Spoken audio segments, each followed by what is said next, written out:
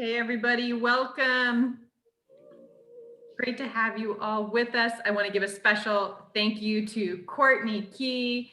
Courtney is a past president of DMCAR. She is our most recent recipient of the Broker of the Year Award and one of our top producing retail brokers in the community. And she provided our music. Thank you so much for sharing Spotify and getting us in the mood. My name is Katie Kruger. I'm the CEO of DMCAR. I love my job. I love getting to do the Women in Commercial event series about camaraderie, motivation, and drive.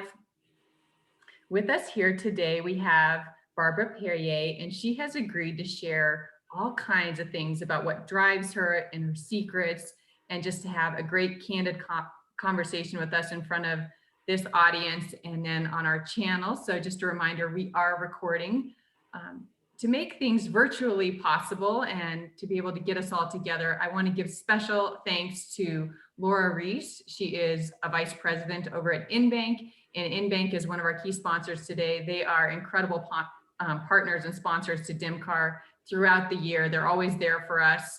And just so thank you, Laura, for being here and also being kind of a partner in crime when it comes to mentoring young women coming up in the business. Additionally, here with us today is Justin Pless from Pless Law Firm. And Pless is also a great sponsor of DMCAR and always there to support our board meetings. And Justin, you have a couple of minutes. The stage is yours. Sure, thanks a lot. As Katie mentioned, I'm Justin Pless with Pless Law Firm. We're a boutique real estate law firm here in Denver. We currently have 5 attorneys specializing on leasing, purchase and sale, development and land use, and real estate finance. We're happy to sponsor this event. We've enjoyed a lot of support from the commercial real estate brokerage community in Denver over the years, and so we're really pleased to be able to, support them back and support DMCAR and all its efforts and all its events. Thanks, Justin. Really appreciate you being here and hanging here with us. We have quite a few women here in our candid audience and a few smart men who are here joining us. So please hang out. A little bit about our guest here, our guest of honor, Barbara Perrier. I want to give you a little background if you don't know her as well as we do, and then we're going to dig in. Barbara Perrier has been with CBRE for 31 years and is a leading investment broker specializing in industrial, office, and land sales. She began her career as an industrial leasing broker in the San Fernando Valley. She has been among the firm's Colbert Coldwell Circle, an elite group comprised of the top 3% of producers in the entire company, and was appointed the title of vice chairman, the highest title a producer can achieve within CBRE. Her most recent achievement was receiving the William H. McCarthy Award, CBRE's most prestigious award, which recognizes one high-producing professional annually for materially impacting culture, driving excellence, and my favorite, unselfishly leading by example. In 2019, Perrier and her national partners team sold 269 deals with a total transaction value in excess of $25 billion. She and her team represented 145 clients. So no doubt about it, Barbara's been doing some climbing. We talk about our imaginary ladders, the ladders that are in front of us all the time here at DMCAR through our Next Rung program and now through the Women in Commercial program. And Barbara's been a climbing. And so she's here with us today to talk about what's inside her heart and inside her head and how she gets to that next rung for herself and for all of those around her. And so Barbara, I think I'm going to lob an easy question to get us started. So put on your memory lane, your thinking cap with respect to memory lane, because we're going to have you think back a little bit. You've been easily one of the most celebrated commercial real estate brokers in the country. And we want to ask you, when you look back on it all, can you remember how you decided to get into this business and why? Great, thank you. And thank you for having me. A quick little side note, I was telling Katie before we came here, I woke up this morning and our power was out at our house, which I was going to be doing this from home. So I quickly decided I had to race into the office And my computer, because I didn't have a stand to get the camera right, is on top of a package of Lysol wipes. So I think this is very appropriate for 2020. But just to kind of talk about getting into the business, I wasn't thinking I was going to be a commercial real estate agent at all. I didn't have any idea. I wanted to be a school teacher. And I was 17 years old. And my sister, who's also now my business partner, Darla Longo, who's also very kind of celebrated in our industry, recommended at 17 that I go to CBRE to work as an intern. And I started then. And I've never left. It's the only job I've ever had. And it was kind of funny because when I started, you know, you look around and there weren't many women in the business, but because my sister was in the business, I felt safe and I felt okay. But it was kind of interesting to me that at that time, which was actually 33 years ago, when I, you know, started, it was a different world. And, you know, one of the reasons that Darla decided to get in the business is our father. And our father was in the manufacturing, industrial manufacturing. And he said, commercial real estate, especially industrial real estate, is the best profession for women. My dad had no idea that there was 0 women in the business. So at the time he made that recommendation, he wanted to do that himself. That's what he wanted to be. He wanted to be an industrial real estate broker, and he got into steel manufacturing.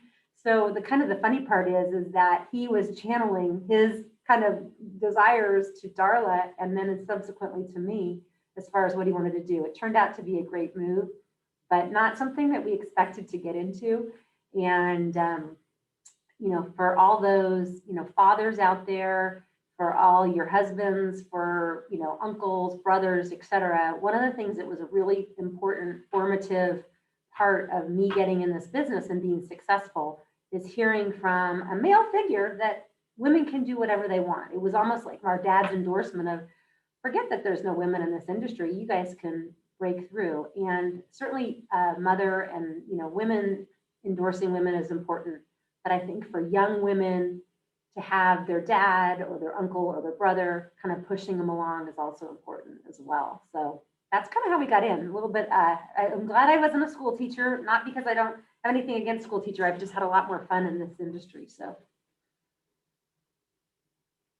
I love that story, and I too have a couple of influential men in my life who have really pushed me up toward the CEO role, and frankly, to be a better CEO. And they are still my foundation. So thanks for sharing that story, Barbara. Okay, still looking back a little bit at this journey up to today, we have kind of a 3-part question. We want to know, would you do it again?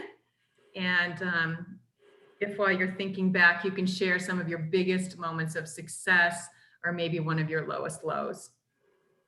So would I do it again? Absolutely. I tell everybody, and I am a huge proponent of this, that commercial real estate is the best kept secret for women. And I just feel like it's something that isn't promoted at colleges, or, you know, it's really not somebody top of mind. And usually the women that get in it are getting into it because a family member or a friend or something, but it's not really promoted. So it is definitely the best kept secret. I am a huge proponent of trying to get young women into the business. We need more women, and I would absolutely 100% do it again. When you talk about success, you know, every deal, when you come after and the client's happy, those are the little successes that kind of keep you through day to day. Certainly for me professionally, winning the McCarthy Award was a pinnacle of my success. And it was something that, you know, was really, really important to me to be recognized, not for making money or any of that stuff, but to be a leader and integrity and those types of things, because that is really at the core of my being. And that was a real high. But, you know, the day-to-day successes of just making the deal, making the client happy, making the money. I mean, it's just like those are kind of what keeps you going.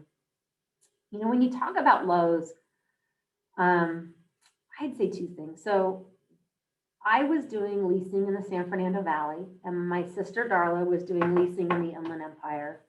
And our dad kept saying, you guys should be partners. And we said, no. We didn't want anything to come between our sisterhood. And we fought it for many years, not fought it, but we just were like, no, let's not do that. We'll just keep our separate things. But she started wanting to get into capital markets and investment sales. And I had a big account with Disney that actually ended. So then I was kind of like, I have to recreate, or what we keep, it's like always kind of recreating yourself or mixing it up. So I was at that point in my career. And she was talking about investment sales. And then kind of it was the trifecta that our father died suddenly at age 67 on a golf course. And it was just so unexpected. And his passing, he was such a big influence in our lives.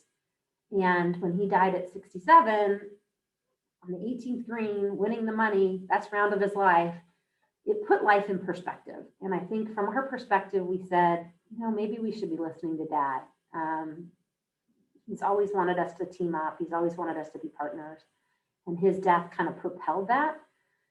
And so we took something that was probably one of the lowest points of my life. And those of you on this that have lost a parent, it's just heartbreaking, and it's just a weird kind of phase of life. But we took that and tried to turn it into something good, which is having him kind of propel our careers as partners going forward. So that was a really impactful time.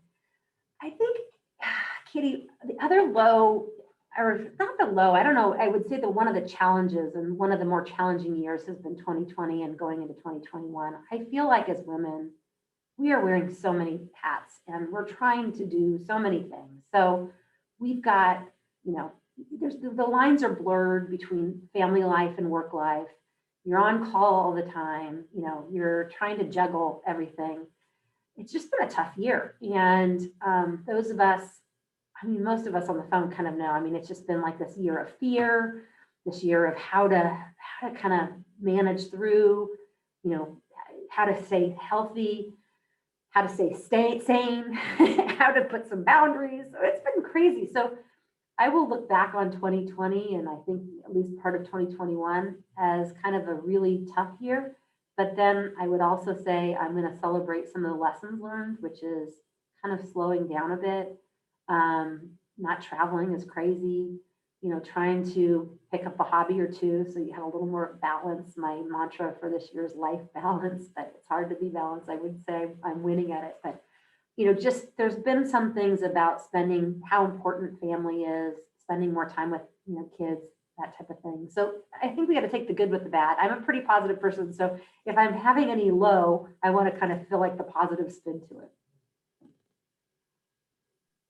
Thank you so much for sharing that. The piece about balance and lessons learned, and just what it's really like as a woman to juggle everything, from losing a parent to having the next generation that a lot of us are bringing up. I'm here with you in that. I'm in that club with you, Barbara, and personally had been doing something like 25 meetings a week before the pandemic, and thought I was really spinning all the plates. Little did we all know until we had to stop what was real, right? I really appreciate you sharing that. It's tough in our business to be vulnerable and say, there might be a place that's too much, because we don't say too much in our industry too terribly often. Agreed. Okay, switching directions just a little bit. I think I mentioned before, you're easily Googleable. With a couple of clicks, I found all kinds of stories about you, Barbara, and all kinds of information. So you're easily a household name in our business, and definitely in your circles out there. And I have a question for you, looking back again, maybe not quite so far into the past, but as you were forming your business, was there ever a time when you were lesser known, and when being a woman created a hurdle or even some kind of apathy with a client around doing business? And if you've been through that, what did you do about it? Or what do you do about it? So as I mentioned, I started 33 years ago. I had just graduated from UCLA, and I was a very young female, blonde hair, kind of inexperienced, and I was going to be an industrial real estate broker, going to companies, asking them to trust me to help them relocate major facilities and, do major transactions with, very young in my career. And I did have a great partner and mentors at that point, but I was a little bit kind of cold calling and trying to convince people that they wanted to work with me. And the only thing that I would say at that point, because I didn't have the resume, you couldn't Google me and find out anything about me at that point. And so it was really about hard work, and I would work harder and try to be smarter. So anytime I had a question from a client, I would research it. I would try to come back with all, kind of over exceed expectations, work super hard. I really feel it's important to return every phone call, to return every email. I know it's hard in this world of everything coming at you, but you never know when that appraiser that's calling you is going to be the key appraiser for the next deal that you're doing, or that person who's reaching out on a sign call might not be for your deal, but helping them turns into a different referral. So you have to, at that point in your life, you have to really realize that everybody in your circle is important, no matter where they fall on the ring, from the person who's the receptionist at your office to the person who's the CEO. Everybody is important. And so I think in that early stages, it was just really trying to increase the network, work harder, work smarter. I mean, I remember a story that I was working on a weekend once, and I was driving around in my car, and this was the day where there wasn't a computer, so I had plat maps and parcel maps and things on my lap, and I was taking notes of who was in each building so I could really get up and running to call all these companies on Monday. And I was going 20 miles an hour, just and I got pulled over by a cop.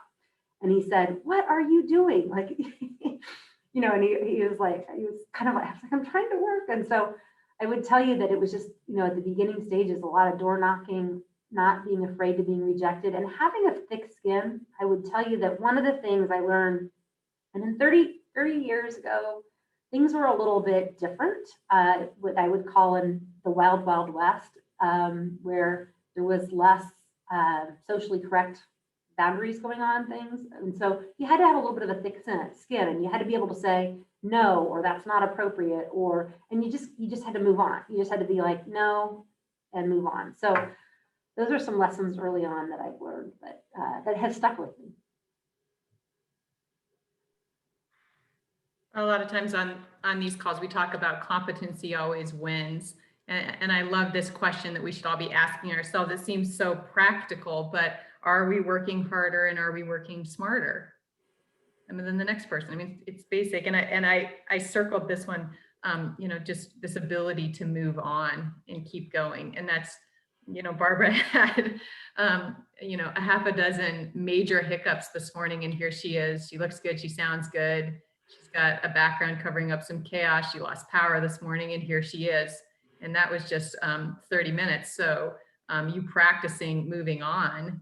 Well, that was the worst thing that could have happened this morning, moving on. And here we are. It really shows. They're not just words, you must be practicing it.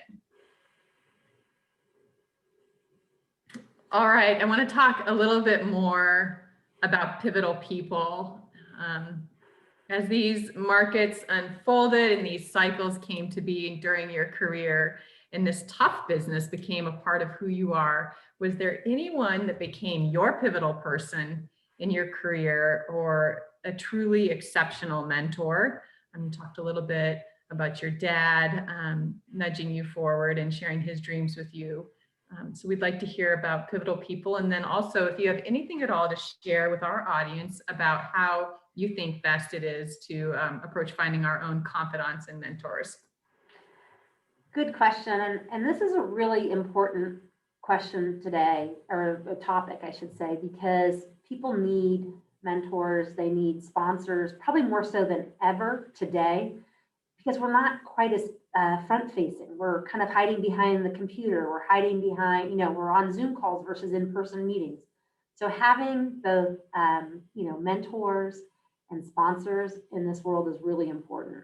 I had very lucky to have really great mentors. I started my career with a gentleman by the name of Lou Horn, who Marcy knows really well, who was just, gung-ho, didn't care that I was a young woman with no experience, really just invested in me. and taught me everything he knew. And we became super great, kind of just business partners and friends. And I was very lucky to have him. Another one person that really comes to mind is a lady by the name of Darcy Stakem. And Googling her, you'll see a lot of information, Katie. Darcy is one of the top brokers, I would say, in the world, and is in Manhattan in a really tough dog-eat-dog environment.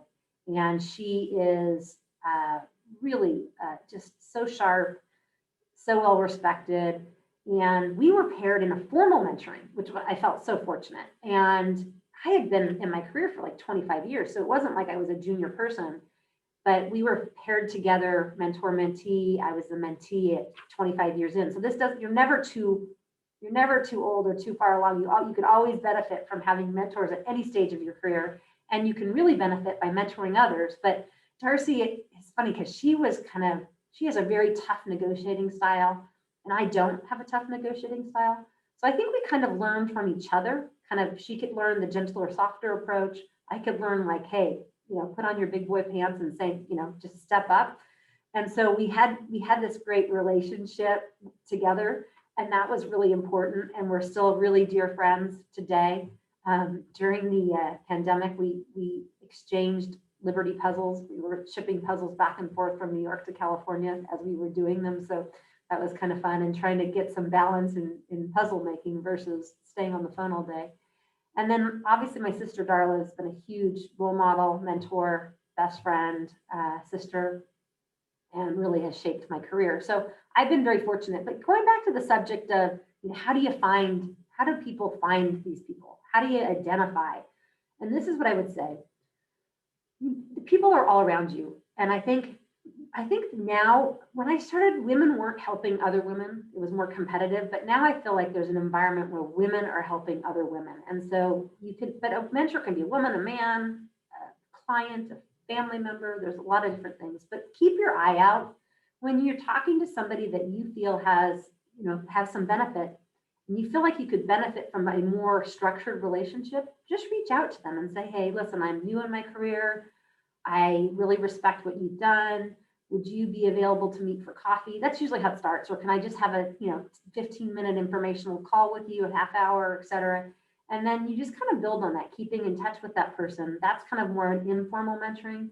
And then there are some formal mentoring programs that are out there with Crew, with ULI, with universities. So I'd take advantage of those as well. It's really important. I think people want to share and people want to give back. And so having those relationships are critical, for sure. So I guess I'm a big proponent of it. I've done a ton of mentoring.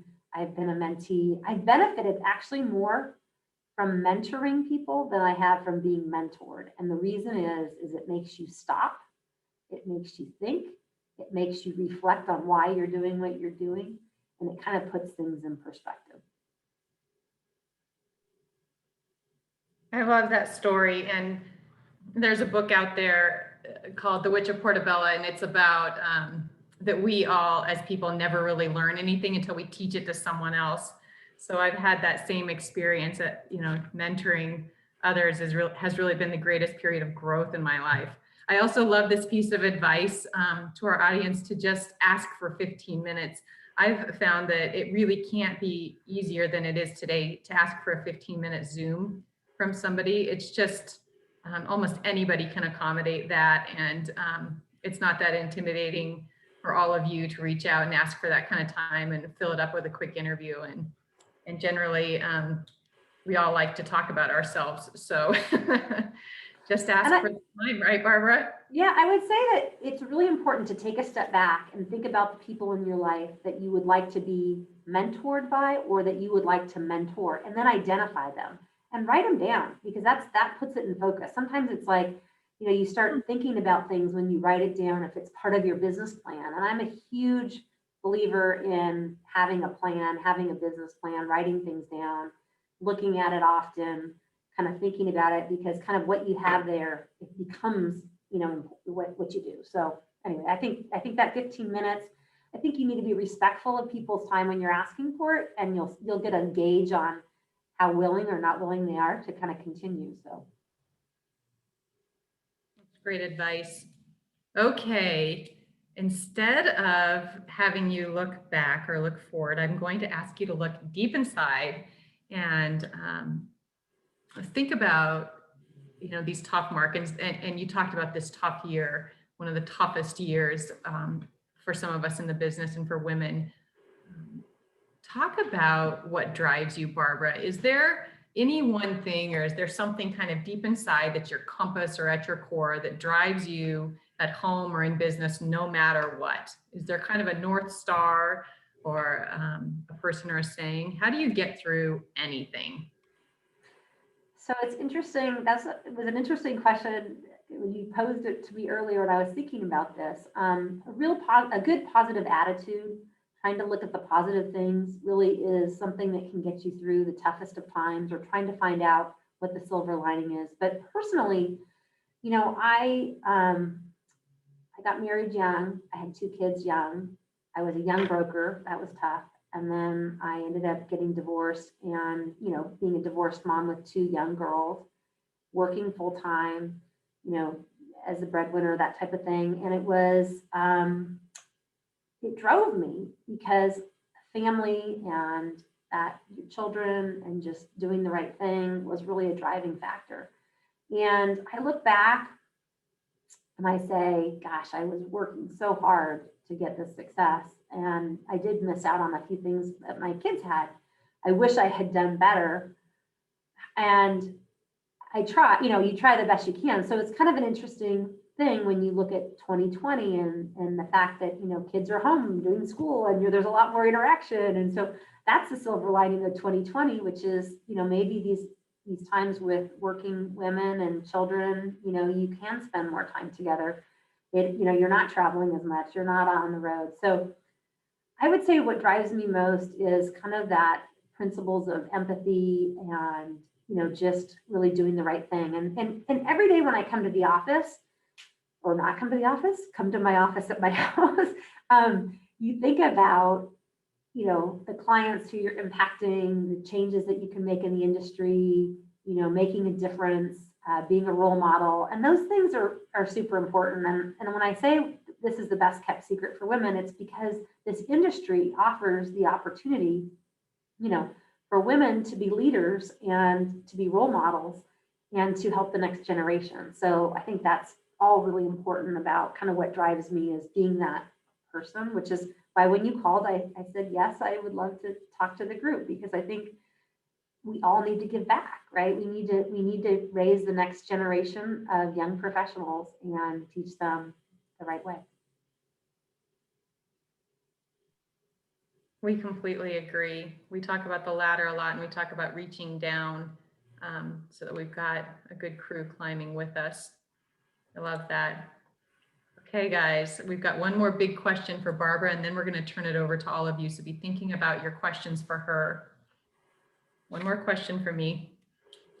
Today, you are a special guest as we continue our Women in Commercial program, and we are here to create a community and camaraderie amongst women as we evolve the industry and better prepare for a new kind of client that's coming for us, with far more women CEOs and hedge fund managers across the country. What do you see as an advantage or opportunity that women should embrace today that maybe wasn't there when you started? That's a really good question. And a couple things come to mind when I hear that question. So first, there's a lot of networks that have been designed for women. CBRE, all the different companies have women network. Join those networks. Be part, be present, be active. I've been part of the Women's Network Board at CBRE for 20 plus years. And it's been one of the things that has kept me at this company. There are obviously opportunities where, real estate brokers move around from company to company. But I could say honestly that the Women's Network was one of the main reasons I wanted to never leave CBRE. They're my family, they're my friends. It's become kind of part of who I am. And so those networks are great opportunities. The other thing I would say is that different real estate groups have programs design. There's a ULI women's group. There's a program, obviously CREW is another great program to help women. There's NAOP has programs. So there's a lot of opportunities. Don't overextend yourself. Pick one and be active. I really feel like if you join all of them, you're not going to be connected or good at any of them because there's just too many. Your organization fostering, trying to help women. I mean, I think be active, be present. Take that hour that you're being offered to try to reflect back and make it your hour to yourself, your gift to yourself of how can I make myself better? Jot down notes, follow up with yourself. So those are all things that I think women should be doing today. It's interesting when I started and I look back and I just realized how life has changed. I mean, I remember, having, my kids and having a hard time, even like breastfeeding because there was no place to breastfeed in the office. And Darla locked a conference room door and put some plastic shades out to have some place to go. And it caused an uproar in the office that she was taking a conference room. But things have changed. Things have gotten easier. Things are more inclusive. Things are more, people want to have a balanced team of, women and men and all different types of people who have different skills and talents. So I feel like we've come a huge way. And now it's your responsibility to be part of that, to lead the change, to keep the change going, to say that if things aren't right, to speak up. And I think our business is going to be much better because of it. So I'm excited about where things are headed in this field. I'm excited about what the future has to hold. I've been doing this for 33 years. Oftentimes people say, how many more years? I don't know what I love what I do. So it's fun. I want to keep doing it. And as long as I can keep doing things like mentoring, being part of the women's network, all those different things that I do, I won't be bored and I'll keep doing it, helping clients every day, coming up with new challenges. Every day is a new challenge. So it's kind of been, a good run. And Katie, I would say that, people just need to get involved and make it a priority. I'd say it's kind of been a good run, Barbara. I love this other piece that you said, keep the change going. And that is a great thing to leave with all of you as we head into open questions. I do, if you want to text me, and I know many of you out there have my cell phone, that's fine. Send me your private questions to my cell phone and I will ask those of Barbara. If you want to ask Barbara live, place your questions or say, hey, in the chat box, and I'll call on you and you can ask live like we're all together in the ballroom. Marcy, take it away. Hey, Barb, I have a question for you. You had mentioned earlier briefly sponsorship, and I wanted to see if you could elaborate on that. I know the sponsors that I've had in my career have been career changing for me. And so could you kind of, first of all, explain the difference between a mentor and a sponsor, and then the value of having sponsors? That is a great question. And it's a difference. So you need to know the difference. So a mentor is somebody that you are going to look to give you advice, that you trust, that you could share things that you wouldn't necessarily share with everybody in your firm or everybody in your life. It's somebody that you have a degree of trust with, that you could ask some questions, things that are challenging for you, maybe some things that are, you don't know how to handle a certain situation, how to advance your career. A mentor is a relationship that's a little bit more personal and deep, and that you become a little vulnerable, right? You be able to open yourself up and you come prepared for those discussions. You don't just show up and say, hey, let's have coffee. You come prepared, you think ahead of what types of things you're dealing with that you need help with, and you ask that person's advice and support. A sponsor is somebody who's going to be your champion in whatever firm, et cetera, that you're at. A sponsor is somebody who's going to stand up and say, Marcy is due for that promotion. Have you guys been seeing the good things Marcy's been doing, et cetera, et cetera? So somebody who really is promoting you, you won't, most likely that person is somebody who's senior in the organization that is raising their hand to say that you should be thought of for whatever next step or whatever position. And those people, how do you get to those people? It's doing a good job. It's by getting your name known. It's by touching base with them occasionally. You know, I remember, you know, I would tell you that Chris Ludeman, for those of you who know who Chris is leading, was one of our national leaders at CBRE. And he's always been a great sponsor. And I never really called Chris and had personal conversations, et cetera. But there was a time in my career I talked about when Disney, I lost this big listing, Disney. But before, when I was 28 years old, there was a big opportunity that came up. And Chris was being looked at it for this position. I was being looked at it. There was a whole bunch of people from CB that were being interviewed. And Chris came to me and he said, hey, why don't we pair up? Why don't the two of us be a team? I said, great. We were pitching against another woman. And I was the only woman on, because there wasn't many women back then, but I was the only woman in the arena of being interviewed. And this woman kind of thought that I was being put ahead or put forward because I was a woman. Like, oh, you think because I'm a woman, I'm going to hire a woman. And a little bit tough, right? And she was just like, I don't want the woman. I want the men. And I like Chris. Chris is great. I want Chris and another man. And Chris said, sorry, can't do it. I promised Barbara we were partners. And when I gave somebody a promise that we were partners, we're going to be partners. And so you either get the both of us or you get neither of us. And that changed my career. That really changed. He stood up for me and that changed my career. And I will never forget that as long as I live. I've turned out to be good friends with the woman. She actually, that's again, work harder to work smarter, right? You've got to work harder and smarter at that point, because now you're coming in with kind of a predisposed disposition that they don't want you. So then it was like, God, I'm going to work my tail off and prove myself. And then we became friends and we're still friends today. So, you know, those are some of the challenges. But sponsor, Marcy, you're totally right. They're different people. You got to have both in your life.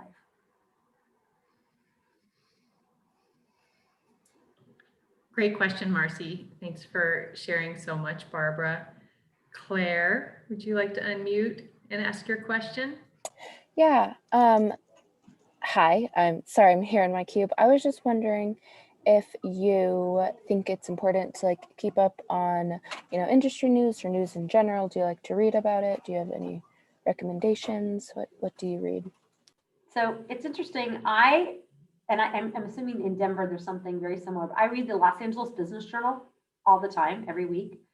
And the reason is it's talking about all the different industries and what's changing and who's on the move. And I always find something in there. Literally, I always cut something out, whether it's a deal that happened that I wanted to congratulate a client on, congratulations, you know, or if it was somebody getting promoted or kind of an interesting topic about a new industry. It just makes me think. So I read that religiously. I try to kind of have news feeds for real estate so I can kind of keep up on the trends. You know, it's interesting now because so much of it is available electronically that if you can, you know, fine tune your kind of interests and things, you don't have to go looking for it. It comes to you. And that's kind of interesting because when I started, it wasn't the case. But when I first started, I would try to read everything that I could read on things I didn't know. So I was an English major at UCLA and I was going into real estate. I had some practical experience with internships, but I didn't really understand investment sales, cap rates, all those different things. So I read a book on real estate investments and I went to a class at the UCLA Extension. So I would say pick those topics that where you feel like you're weak. So when you're looking at what you need to grow in your career, what I would suggest is you figure out, most importantly, what your weaknesses are. Obviously, you want to know your strengths and play to those, but what are your weaknesses? And if your weaknesses are, I don't understand XYZ, then read up on that, learn about it. I mean, you really got to take a hard look at yourself to know where your weaknesses were. I knew my weaknesses were, you know, investment calculations, mathematical. I figured out how to use an HP12C, you know, so just figure out that and then pick your reading and pick your classes around how to get yourself more up to speed on that.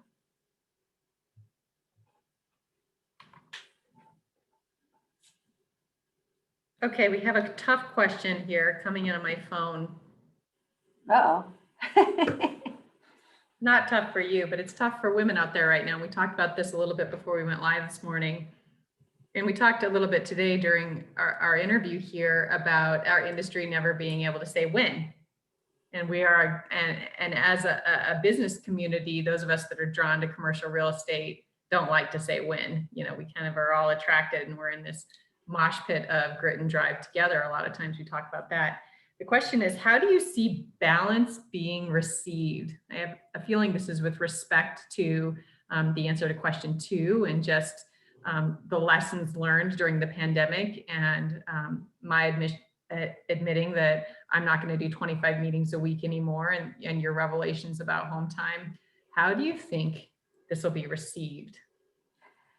Wow. Okay. So somewhere during the pandemic, I went on Amazon and I typed in life balance and I bought a book. And I have it sitting at my desk and it's like a journal. And I'm like, oh my God, I got to remember myself. Then I changed passwords to be life balance. So every time I log into my computer, I'm saying life balance, Barbara, life balance. You need to get it. It's not perfect. I was telling Katie the story that I think what's happened is that people think you're always accessible because now you're at home and so they're calling and texting and doing stuff. And I usually put my phone, not like by my bed, like in another room, and in my office, just so it's not ringing or waking me up at night. Last night, because a friend was in the hospital, I put my phone right next to my bed and I got a text at 2:45 from a client saying, can you have a conference call at 3:30? And I was like, 3:30 a.m. or are we talking about tomorrow at 3:30 p.m.? I'm like, so I would say that it is a tough thing because you want to be accessible. You want to be, on it. You want to have people think of you of being, always on it. But you also need to take care of yourself, right? Because if you don't take care of yourself, if you forget to exercise or you forget to do things that make you happy, then you don't become a better professional. You become kind of an angry person who's not having fun in life. So it's one of the toughest things. I mean, I think the pandemic in 2020 brought this to light clearer than anything, because prior to that, you'd go to an office and then you'd leave the office and maybe you'd check, messages before you went to bed, which I always did, or you did something, but you weren't like constantly working until you had dinner and then going back to work after dinner. And, there was a break, there was a clear break, and now it's all blended. So I don't think it's wrong to have expectations to have life balance at all. I think that it's definitely something we all need to have. I think there's a fine line with the pandemic because people aren't as visible. And so people don't know what you're doing all day.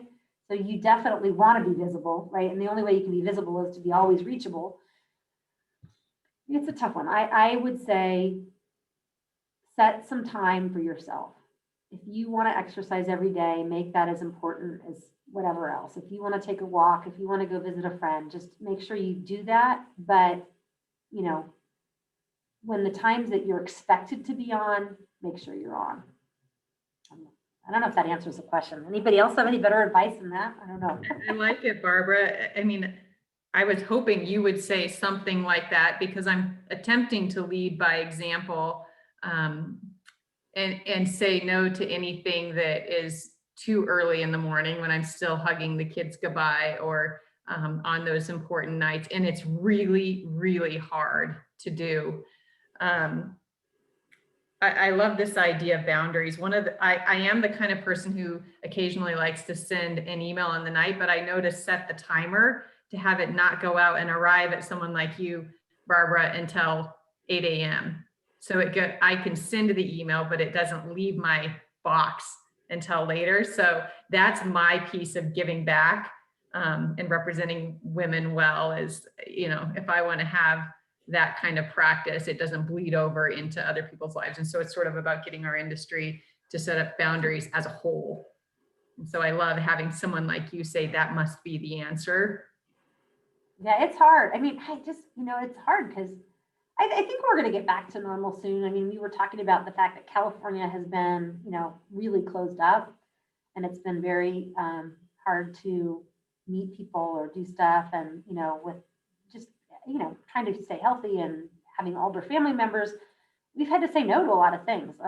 You know, I went to one of my first client lunches yesterday, and we were both vaccinated and we were both outside, and we, you know, we still did all the things, but it's just like, wow, I had a client lunch. That's crazy. We're a little rusty. Yeah, for Nikki, sure. take it away. We have time for just one more question, and Nikki, the floor is yours.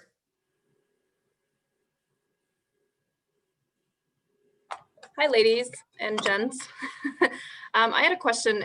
I'm just always looking for input from the village, and in responding to be, you know, the only female on site. Typically, I notice it more with ag and industrial when inappropriate matter comes up, and you know, whether it's the reference that purposely makes you feel uncomfortable to where you're like, look, we don't need that language here. We need to be professional. Sometimes they mention body parts, and the cursing can get out of hand. And so I was just looking as a Village of Women here for some suggestions and recommendations of how you've dealt with some of those trials and tribulations through time. That is a good question and a tough question. I talked about having a little bit of a thick skin and just brushing it off and moving on, because to give any kind of credence or whatever importance to it, like, it's just like, I don't, or, you know, if somebody says something, just, God, I really just don't like that language, or, you know, I really don't feel that's appropriate, and just dropping it and moving on. Drop the mic, just say it's not appropriate, drop the mic, move on. I remember early on in my career, you know, when things weren't quite as politically correct, wearing a fake wedding ring, because I just didn't want to, I wanted some sort of, you know, put a gold band on when I was in some situations. But I would say that it's okay to just say, this isn't, this makes me feel uncomfortable, but I would just, you don't need to say anything more than that. This makes me feel uncomfortable, period. Don't be, you know what I'm saying? Like, I think you just say, okay, and then message received. You know, I think things are getting better, but as I say that, then I hear stories from, you know, people I'm mentoring that they're not. So the good news is that there's resources, there's people, but that's something that you could talk to a mentor about. How do I handle the situation, or give them the example? But certainly, you know, I've been in a room where I'm the only female, and, you know, certainly many of meetings where I was the only female. I've traveled in different parts of the country. I was in the Middle East doing a tour, and it was like, wow, this is very interesting, because I'm treated differently here. And you just have to have a little bit of a thick skin, saying, I am a trailblazer. I am leading the way for the rest of the women who aren't in the construction industry, and I'm making this happen. And like I said, if somebody says something that really makes you feel uncomfortable, I would just quickly dismiss it. Don't take any credence in it. Don't let it ingest in your body. I just say, hey, that's not cool, and move on. Thank you. It's been a pleasure. It's been so much fun. You sound like you've got a great group. I wish I was in Denver. I could join. We wish you were here too. Barbara, great answers. And those are tough questions. And I use something similar. And I've heard other women who develop a couple of great tools in the sense of humor box. But most of the time, if you can change directions, and you learn this as a parent too, you sort of divert attention and just move right back to what you're working on and get through it. And I love to hear that you've practiced that and gotten through it, Barbara. And as she said earlier, and I'll leave us on this note, keep the change going, ladies. And before we send Barbara off, and we have a couple of prizes, so don't go away, a couple of gifts, I should say. I would love us all to turn on your cameras if you're comfortable, unmute your microphones, and let's give Barbara a huge round of applause and thanks. Woo-hoo! An absolute pleasure. I hope that we can keep in touch. I hope you know you can call Denver anytime, and we're here for you. Thank you so much for being with us. Thank you, guys. Have a great day, everybody.